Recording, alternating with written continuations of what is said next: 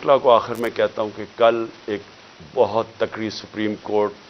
بار کے اندر lawyers convention ہے، اس کے اندر وکلا کو کہہ رہا ہوں کہ پوری طرح اس میں شرکت کریں، کیونکہ یہ جو اب جو تقسیم کرنے جا رہے ہیں سپریم کورٹ کو، اس کے لیے پاکستان کے وکلا کو اس وقت سٹینڈ لینا چاہیے، کیونکہ آپ کا کام رول آف لا ہے۔ رول آف لا کو امپلیمنٹ کرنا پاکستان کی لیگل کمیونٹی کا کام ہے۔ تو کبھی بھی ہمارا رول آف لا یا ہمارا جو انصاف کا نظام ہے، یہ کبھی بھی اتنا زیادہ خطرے میں نہیں جو آج ہے۔ آج ہنگامی شہباز شریف ایک میٹنگ کرتا ہے کیبنٹ کی، اور اس کے بعد جب لوگ تراویحاں میں مصروف ہوتے ہیں تو ایک فیصلہ آتا ہے جلدی جلدی سے پارلیمنٹ سے، اور پارلیمنٹ کیا ہے؟ جس کے اندر اپوزیشن لیڈر نون لیگ کا ٹکٹ لینا چاہتا ہے، اس کو اپوزیشن لیڈر بنایا ہوا ایک لوٹے کو، وہ بیٹھ کے جلدی سے فیصلہ کر لیتے ہیں کہ جی چیف جسٹس کے اوپر سو موٹو ایکشن کے اوپر جو بھی انہوں نے فیصلہ کیا۔ دیکھیں، میں تو سب سے پہلے کہتا ہوں کہ پاکستان میں جوڈیشل ریفارمز کی ضرورت ہے، اور جو ہم اب پاکستان دیکھنا چاہتے ہیں، جو انشاءاللہ جو اس دلدل میں سے ہم نکلیں گے تو اس میں گورننس ریفارمز بھی ہوں گے اور جوڈیشل ریفارمز بھی ہوں گے، کیونکہ ہمیں جب تک کانٹریکٹ انفورسمنٹ اور جب تک ہم اس ملک کے اندر جلدی سے اپنے جسٹس ڈیلیڈ نہ ہو، انصاف کے جتنی جلدی ہم اس ملک میں انصاف دے سکیں لوگوں کو، ہمارا ملک اتنی تیزی سے خوشحالی کی طرف جائے گا۔ وہ تو ہم سب متفق ہیں، لیکن میں ان کی نیت کے اوپر شک کر رہا ہوں، اور مجھے ہمیشہ شک رہا ہے، کیونکہ یہ لوگ کبھی بھی عدلیہ کو آزاد اور مضبوط نہیں دیکھنا چاہتے تھے۔ جس شہباز شریف نے آج یہ جلدی جلدی میں فیصلہ کیا، اور یہ صرف اور صرف عدلیہ کے اوپر، سپریم کورٹ کے اوپر پریشر ڈالنے کے لیے کیا ہے، اور وہ کیوں کیا ہے کہ الیکشن نہیں چاہتے، تو ساری چیزیں وہیں سے شروع ہو رہی ہیں کہ یہ سارے ڈرے ہوئے الیکشن سے، اس سے بھاگنے کے لیے پریشر پڑ رہا ہے سپریم کورٹ کے اوپر کہ الیکشن کسی طرح نہ کروائیں۔ تو لیے میں کیوں ان کی نیت کے اوپر شک کرتا ہوں؟ یہ وہ لوگ تھے، یہ شریف خاندان، انہوں نے سب سے پہلے 1990 کے اندر جب پلاٹس کے اوپر ان کو بلایا گیا، نواز شریف نے بڑے زیادہ پلاٹس دے دیے تھے، رشوت دی تھی لوگوں کو، پتہ نہیں پیسے اربوں روپے کے بنائے تھے، میں 1990 کی بات کر رہا ہوں۔ تو ایک جج نے لاہور ہائی کورٹ نے ان کے اوپر نوٹس لے لیا، تو تب بھی دوسرے ججز کو ساتھ ملا کے رشوت دے کے اس جج کو انہوں نے زیرو کر دیا تھا، اور ان کو جج وہ پسند تھے، اور ان کے ٹیلی فون کانورسیشن ہے کہ جج صاحب جناب بے نظیر کو 3 سال نہ سزا ہو بلکہ 5 سال ہو۔ یہ وہ ہیں جو کہ ان کی ٹیلی فون کے اوپر ججز ان کے اوپر لائن پہ ہوتے تھے۔ یہ وہ لوگ ہیں جنہوں نے سپریم کورٹ کے چیف جسٹس کے اوپر حملہ کیا۔ ایک سجاد علی شاہ جیسا ایک ایماندار دیانتدار جج چیف جسٹس کے اس کے سپریم کورٹ پہ حملہ کر کے ان کو وہاں سے وہ جان بچا کے بھاگے، اور اس کے بعد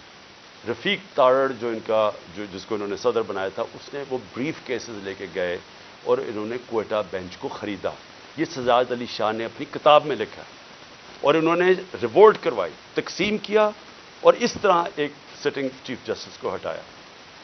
اب ان کی یہ تاریخ ہے،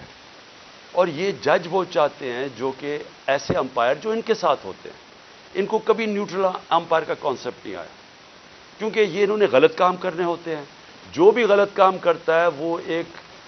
آزاد اور مضبوط اور کریڈیبل عدالت کو کبھی نہیں آنے دے گا، اور انہوں نے اسی طرح ہمیشہ سارے اداروں کے اوپر اپنے لوگ بٹھائے، ان سے غلط کام کروائے۔ آتے ساتھ ہی شہباز شریف نے کیا کیا، اس نے اپنا ایف آئی اے کا ہیڈ اپنا بنایا، اس نے اس کی 16 ارب روپے کے کیسز تھے،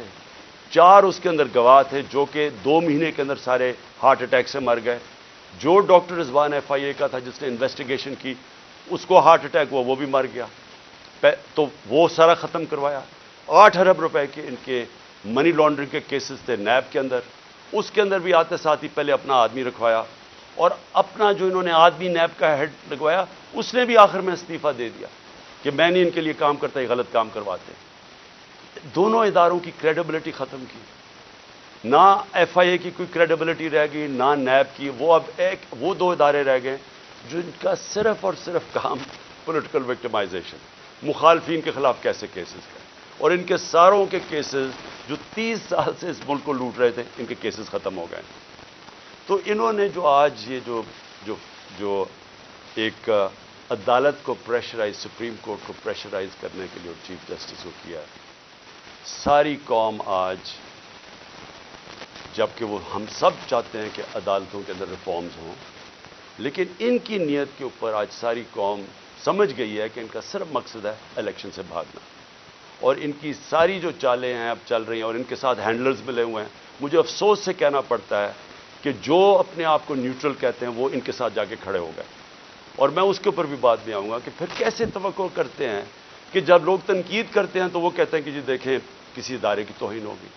تو جب آپ ان لوگوں کے ساتھ کھڑے ہو جائیں گے جن کو 30 سال سے پاکستانی قوم جانتی ہے، جن کی کرپشن کے اوپر کتابیں لکھی گئی ہیں، تو پھر کیسے سمجھتے ہیں کہ لوگ بھی چپ کر کے نیوٹرل ہو جائیں گے اس کے اوپر؟ اب میں دوسری چیز پہ آتا ہوں کہ جب انہوں نے فیصلہ کیا کہ ہم نے الیکشن نہیں کروانے، تو پھر انہوں نے رہنا کیسے تھا اقتدار میں؟ اس وقت جنرل باجوہ نے ان کے ساتھ مل کے جو پاکستان میں ہیومن رائٹس وائلیشن کی، میں آپ کو چیلنج کرتا ہوں کہ پاکستان کی جمہوریت کی تاریخ میں اس کی کوئی مثال نہیں. شاید آمروں کے دوران ہو، جنرل مشرف کے دور میں جب میں اپوزیشن میں تھا، میں جیل بھی گیا 8 دن، میں نے کبھی اس طرح کی ظلم نہیں دیکھا، تشدد نہیں دیکھا جو جیلوں میں انہوں نے کیا ہے، جو یہ جنرل باجوہ نے ان کے ساتھ مل کے، جیسے ہی ہماری گورنمنٹ گئی اس کے بعد 25 مئی سے انہوں نے تشدد کرنا شروع کیا، اور وہ بڑھتا ہی گیا. خاص اپنا ایک آدمی لے کے آئی ہے یہاں جو کہ کاؤنٹر ٹیررزم کا ایکسپرٹ تھا، جس نے پاکستان کے شہریوں کو ایک فورن ٹیررسٹ کی طرح رکھا، ہر قسم کا تشدد کیا، سختیاں کی، سوشل میڈیا کے اوپر کی، جو اس کے اوپر ابھی میں آؤں گا. لیکن ان کا سارا مقصد یہ تھا کہ جس طرح پاکستان کی قوم بھیڑ بکریاں ہیں، یعنی ان کو اچھے برے کی تمیز ہے ہی نہیں، جدھر ان کو ڈنڈے مارو گے وہ ادھر چلی جائیں گی. انہوں نے ہر قسم کا ظلم کیا، صرف اور صرف ہم ساری قوم کو یہ ایکسیپٹ کرنے میں، یہ جو انہوں نے چور ہمارے اوپر لا کے بٹھا دی.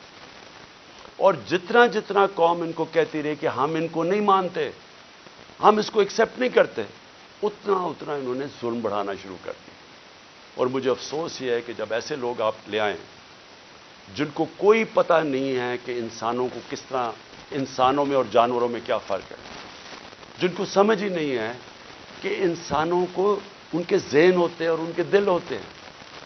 ہارٹس اینڈ مائنڈز اپنے ساتھ ملا کے انسانوں کو آپ جیتے ہیں. آپ ڈنڈے مار کے، تشدد کر کے، رات کو لوگوں کو اٹھا لیں، ان کو جا کے ننگا کریں، ان کو ماریں، ان کو ٹارچر کریں، اور پھر یہ سوچیں کہ یہ سارے جب سنیں گے کہ یہ کیا ہو رہا ہے تو لوگ سب ڈر کے بھیڑ بکریوں کی طرح لائن میں لگ جائیں گے. یہ پالیسی رہی ہے. اس لیے ہم نے اپنی ہیومن رائٹس کا جو وائلیشنز ہوئی ہیں اس کا پورا ڈوسیئر دیا. اس میں ہمیں بتایا ہے کہ ہمارے ساتھ کیا کیا ہوا. نہ دیکھی عورتیں، نہ چادر اور چار دیواری کی ان کا کوئی فرق تھا، نہ کوئی شرم تھی، نہ کوئی حیا تھی، نہ کوئی غیرت تھی. جس طرح کی انہوں نے اس وقت پولیٹیکل ورکرز کے ساتھ کیا، اور پولیٹیکل ورکرز کے ساتھ انگریز کے زمانے میں بھی، اگر آپ تاریخ پڑھیں ہماری آزادی کی اور جس میں آزادی کی موومنٹس تھیں،